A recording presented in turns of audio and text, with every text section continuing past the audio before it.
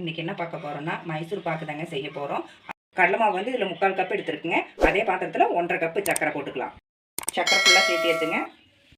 1/4 cup அளவுக்கு தண்ணி ஊற்றிக்கலாம். போட்டு நல்லா மிக்ஸ் பண்ணி விட்டுக்கலாங்க.